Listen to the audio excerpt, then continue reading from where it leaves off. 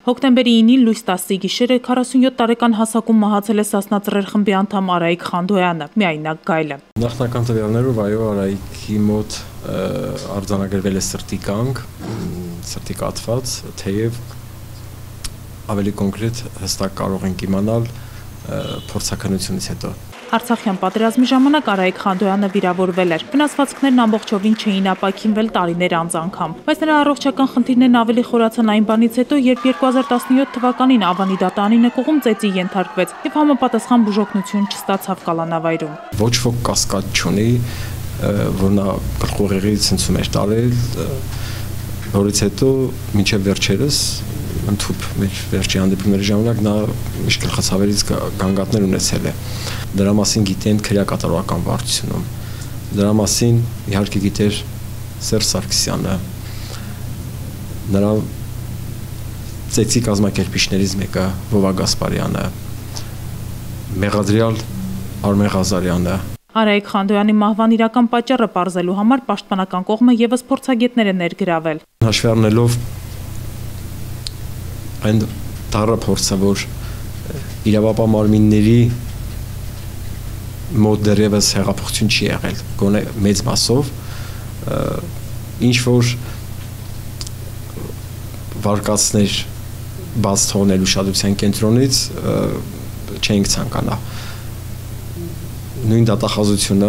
ովքեր գիտեին Արայիկի հետ կատարվածը, նրա առողջական վիճակը, նրանք շարունակում էին պնդել, որ պիտի մնա կալանքի տակ, օրինակ։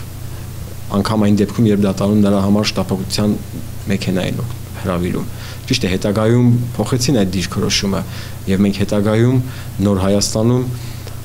Արայիկի ազատությունը ստանալու համար մի քանի ամիս առևտուր են կարել դատարանի եւ դատախազության հետ։ Այո, առևտուր են կարել, գումար են առաջարկել Արայիկ Խանդոյանի եւ մյուս քաղբանտարկյալների, ռազմագերիների ազատությունը գոնե խափանոճոց փոխելու համար։ Օգոստոսի 17-ին գրավի դիմաց փոխվել էր Արայիկ Խանդոյանի խափանման միջոցը եւ նա դատական նիստերին ոչ թե բերվում էր, այլ գալիս էր տնից։ Այսօր Սասնա Ծռերի 10 անդամների գործով դատական նիստը կայացավ առանց նրա։ Բոլորն ազդված էին Արայիկ Խանդոյանի վաղաժամ մահվան փաստից։ Դատանում ներկայացվեցին խմբի անդամ Պավել Մանուկյանի դատաբժշկական փորձաքննության արդյունքները։ Ըստ փորձաքննության, թեև Պավել Մանուկյանն ունի առողջական բազմաթիվ խնդիրներ եւ վերականգնողական բուժօգնության կարիք, սակայն պատիժը կրելուն խոչընդոտող հիվանդությունների ցանկում դրանք ներառված չեն։ Բոլոր դեպքերում պաշտպան Ինեսա Պետրոսյանը միջնորդություն ներկայացրեց Պավել Մանուկյանի խափանման միջոցը 1 միլիոն դրամ գրավով փոխարինելու համար։ Խորհրդակցական սենյակից վերադառնալուց հետո Մեսրոպ Մակյանը բավարարեց միջնորդությունը։ Արդեն ազատության մեջ Պավել Մանուկյանն անդրադառնում է իր մարտական ընկերոջ Արայիկ Խանդոյանի կորստին։ Զենքը մեջը գնաց,